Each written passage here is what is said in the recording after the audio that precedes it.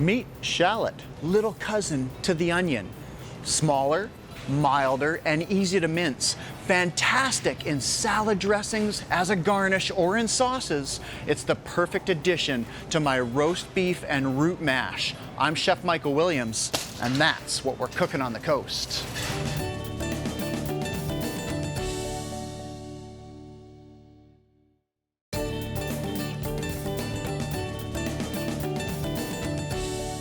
Welcome to the kitchen. Today we're working on a mashup. It's roast beef sirloin, root mash with a garlic shallot rosemary pan gravy. Let's get right to it.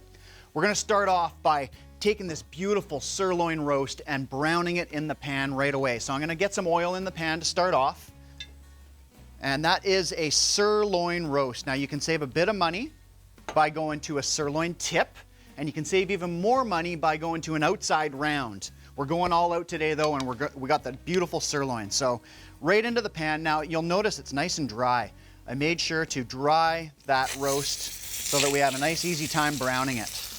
Okay, so that roast we're gonna brown on all sides, and what we're gonna do is we're actually gonna cook it, make it look like it's cooked, I should say, all the way on the outside, nicely brown on all sides, and then we're gonna roast it slowly in a lower temperature oven than typical, 300 degrees instead of like 350, okay? So we're gonna come back to that. We're gonna be turning it, roasting it, making it look beautiful, and then we're gonna put a spice rub on it. But we'll come back to that in a sec. Let's get into our root mash. We got two roots here. Two, count them, 1, 2. Celery root as well as parsnip, which is a root vegetable. Now, I'm going to clean this up, obviously. So let's start by trimming some edges off of this guy, and we'll get it ready to be peeled. You can do it all with the knife as well, whichever your preference. Celery root's a wonderful vegetable for mashing and a great alternative to potato, just to switch things up, get something different into your diet. And we're gonna add, extra character into this mash by using parsnip as well. It's fantastic. I love options in the kitchen, and when you can change up your everyday into something a little bit different, you're getting different minerals, you're getting different nutrients. Great way to fuel yourself. Keep your diet varied. Keep your diet varied, keep your mind sharp. Okay, once that's peeled, we'll cut it up into little bits. Now that pan was nice and hot. I'm gonna go and give our roast our first flip.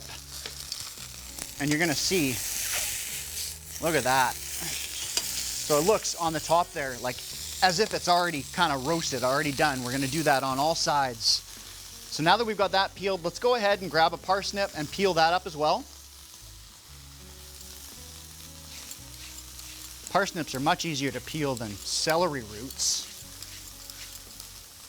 Celery root's a little bit tricky to peel. It is quite a stern-looking vegetable, I like to think. All those craggy nooks and crannies. There we go. All right, so let's get tidied up here. We'll chop those veggies up and get them steaming. Into the compost that goes.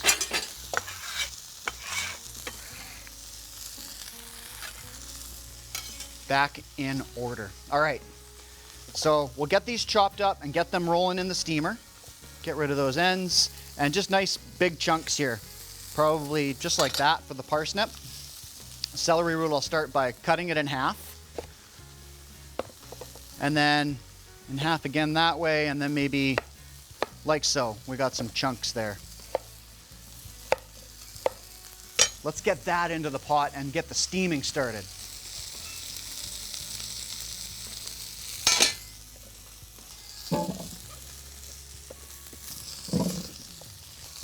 All right, fantastic. We'll let that do its thing.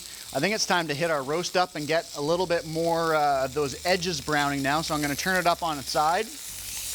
I'm gonna add a touch more oil. Just a touch.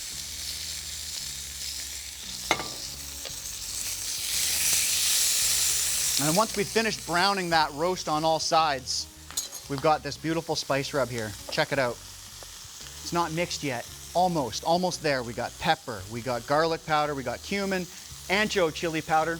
Any chili powder's fine, but we're going ancho today, and some Himalayan pink salt. So we're just gonna bring that together roughly, equal parts with maybe a little bit less of the fresh cracked pepper. That's what we're gonna use to flavor that roast. It's gonna be amazing. It already smells amazing in here. There's nothing like the smell of roasting meat.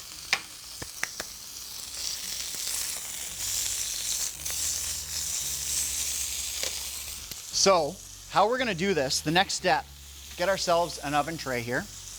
I'm gonna make a bed of onion rings. So cut the top and the bottom off that onion. And what we're gonna do is just cut into 1/2 to 3/4 inch rings like this. And this will be the bed with which the roast sits on while it's roasting. We've got our oven set to 300 degrees, as I mentioned. So typically, you know, you're gonna be prompted to do 350 degrees. It's getting smoky in here, loving it. Be about 350 degrees is typically what you'll find in most recipes, but by browning it really nicely, let's actually give it another turn here. By browning it really nicely and getting it to that finished kind of appearance on the outside of doneness, and then slowly roasting it, we end up with a super tender roast. It's such a great way to do it. All right, there's our bed, right? How cool is that? And then afterwards we get to eat those onions.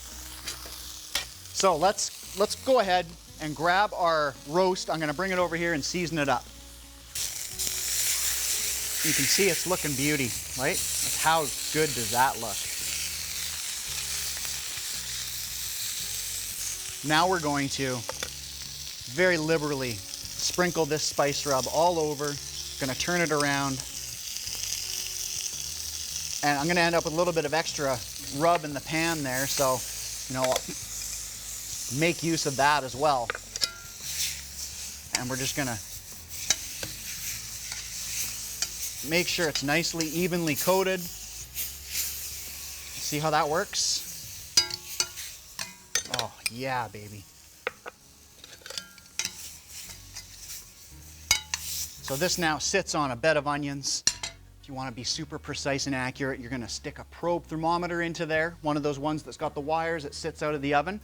We will let that roast until it's about 132 degrees, so it comes up to 135 for the perfect medium rare.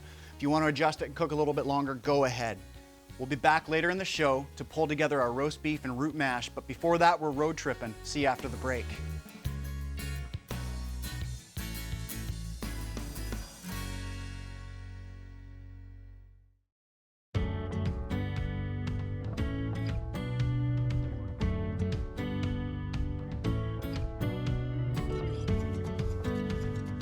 Cookin' on the Road is brought to you by Cold Star Solutions, an integral part of Vancouver Island's grocery supply chain for 20 years. We are at the Mustard Seed Food Distribution Center with Janine, who's going to tell us all about what happens down here. You guys have an amazing project that, you know, helps so many people in our community. Why don't you let us know what happens here?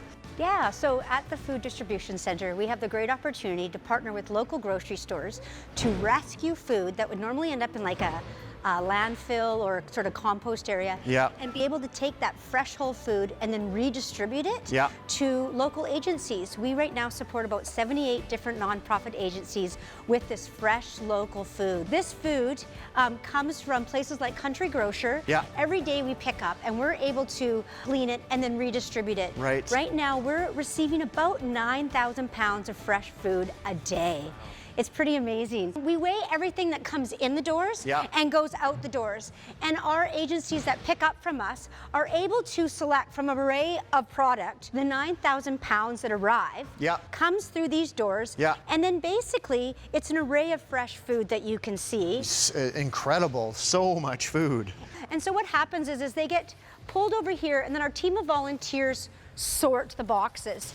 Every agency gets to choose how many boxes they need. And then if they have a special request, for example, we work with a Esquimalt High School cooking program.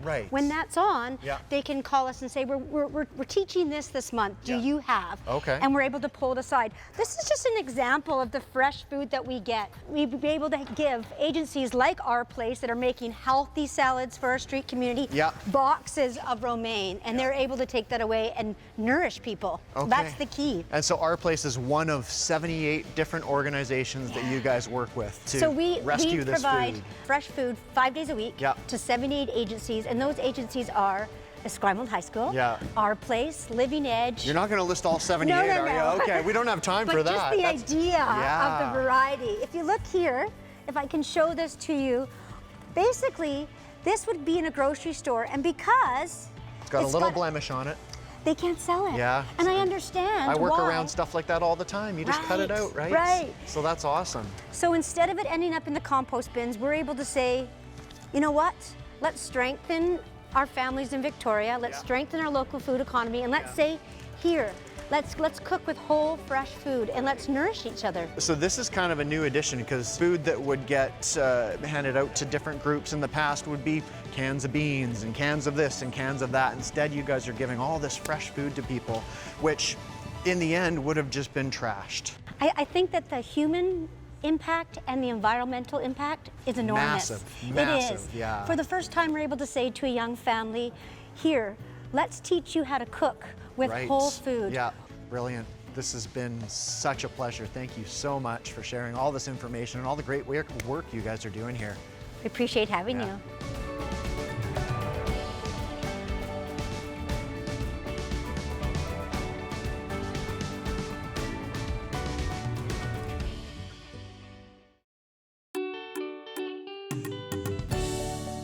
Back to the kitchen. We're pulling together our roast beef sirloin and root mash with a garlic shallot rosemary pan gravy. It's going to be delicious.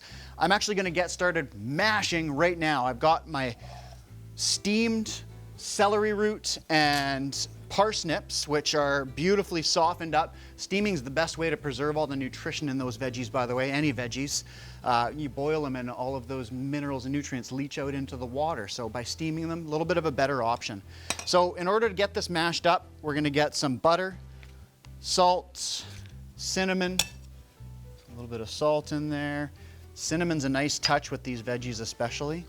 Nutmeg's also one of my favorites for a mash. Okay, let that butter kind of start melting, and oh my goodness, I forgot the goat cheese. Jen, could you grab the goat cheese for me? No worries, Chef. Thank you so much. Jen, keeping things rolling behind the scenes all season long. Thank you so much. You're welcome. Cheers.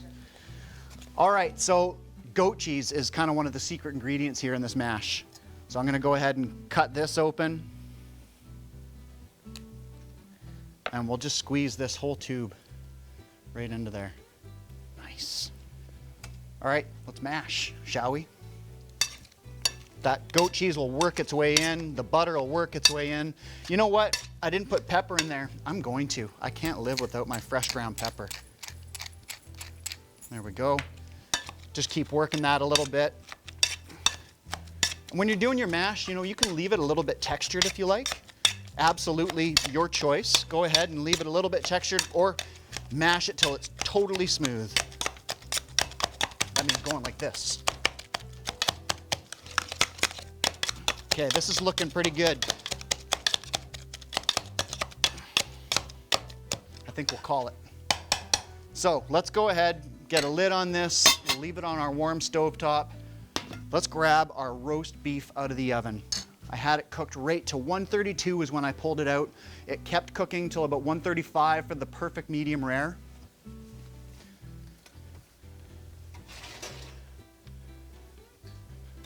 And I just wanted to show you this because I cooled the roast down and I left the probe in.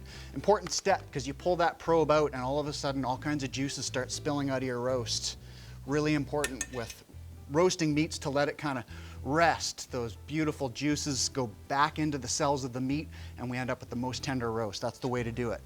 So now that we've got our roast here, what we want to do, I'm going to get this pan warming up because I want to create a pan gravy.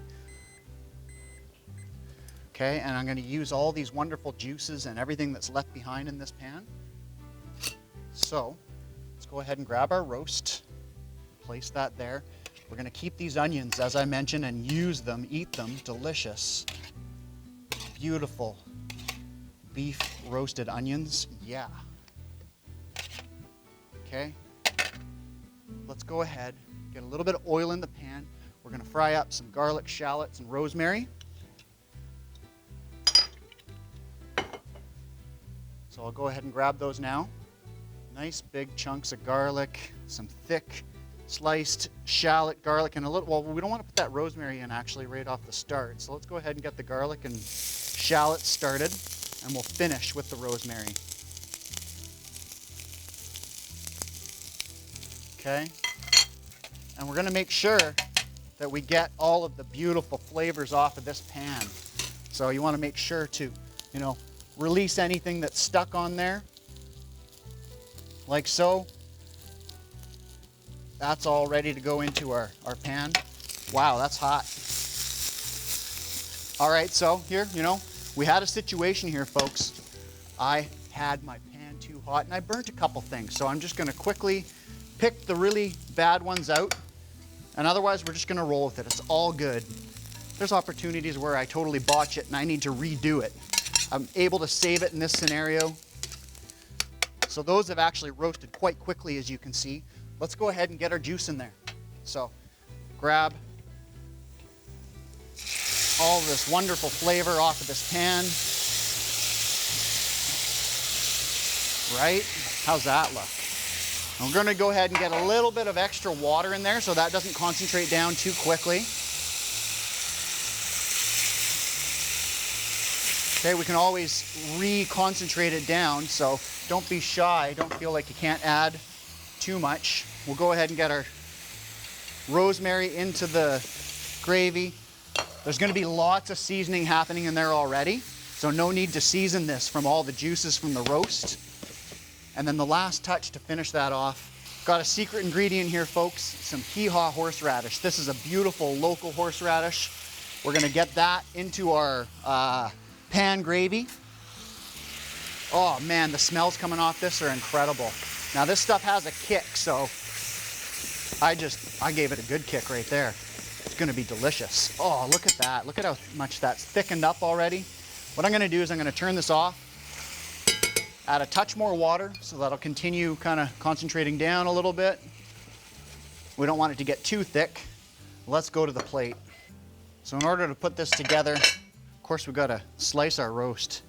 It's the moment of truth, folks. Here it is. Look at that. Oh my goodness. Right? Now, cutting this whole roast like this is a little bit tricky. And actually, I don't know, I'd be better off with a carving knife. So let's go there first of all. And second of all, if I wanted to make my life a little bit easier, it would probably be best just to cut that in half first, right? Much more manageable like that. There you go. So let's do this. It's time to plate up. We've got our mash. Gonna grab a scoop of that.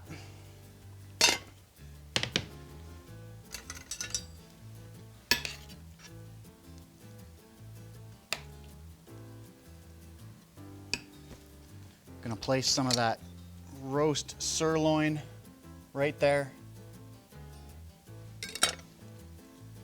Don't forget about those beautiful roasted onions. Oh, look at this, right? And then finish it off with a touch of this pan gravy.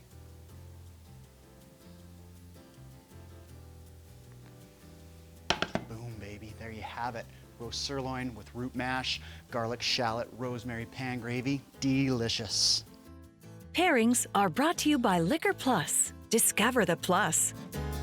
What makes any dish sing is the perfect pairing. To help us out, we have Roland from Wild Goose Vineyards. Hey, thanks for welcoming me. Absolutely. I'm Awesome. so happy you came down. Thank so you. kind of gave you a little bit of an idea of what I was going to prepare for you today. Fantastic. Roasted beef sirloin, some celery root and parsnip mash, and I did a horseradish pan gravy. Right? Boy, oh so boy. lots of Fantastic. flavors for you to stand up to. How did you decide to pair it Awesome. up for us? Well, you know, there's no doubt meat and red wine. They're a perfect match. You Yeah. know? And when I saw this dish here, I thought the perfect wine would be our Red Horizon Meritage. Okay. And you know, just the tannins, you know, combining with you know the fat component of the sirloin would just be absolutely amazing. And but I'd love to try this together because I think this is gonna be just an amazing one. So Great. this is our 2018 Red Horizon Meritage blend, Okay. a blend of Merlot, Cabernet Sauvignon, and Petit Verdot. and all grown at our vineyards in the South Okanagan. Yeah. And felt it would just be an absolutely stunning match. Okay. So I think we should give her a try here. Sounds good to me. These Fantastic. are beautiful glasses. Oh, beautiful Bordeaux glasses that I brought down here. Yeah, they're just stunning. So cheers. cheers, cheers. Awesome. Ooh, nice. Beautiful nose, berry and cherry. Yeah. Wow, that's amazing. That is so delicious. Isn't that lovely? It really is. That's probably one of my favorite reds I've ever Awesome, tasted. Awesome. Yeah. Great, great texture. Very full bodied. Absolutely. Should match up really, really fantastic with. Let's put it to the test. Wow, this smells unbelievable. I've been waiting forward to trying this here. So not your typical mash. Lots of great flavor out of parsnip and celery Love root. the spices you used. Aren't they just remarkable? I snuck some goat cheese in that mash too, Oh hey? boy. So So- tender as well. You know what? I can already tell. This is great. Wow. Now I can picture, having a special gathering, family and friends over the holidays, and this just being a fantastic meal. Great texture, Fantastic great matching. Just love it, Just Right on. beautiful dish. You did a great job on that. So any other tidbits about Wild Goose? You guys have been around for a while. You've been chasing the goose, Well, right? we've been around for quite a few years. Yeah, we opened up our winery in 1990. This is actually our 30th anniversary this year. So Fantastic. We're located in Okanagan Falls, just a little bit south of Penticton, and we're producing beautiful reds such as the Red Horizon, Pinot Noir, and of course, we're very well known for a lot of our white wines as well. And just absolutely exciting to be here and sharing our wines with this amazing dish. Yeah, well, you nailed it. Thanks so much, Roland. Awesome stuff. Thank you. Check out our website where you'll find the recipes with all of the details from today's show. I'm Michael Williams. Thanks for watching, and remember, dinner's better when we eat together. Cheers. Cheers. Time to get into some roast beef now.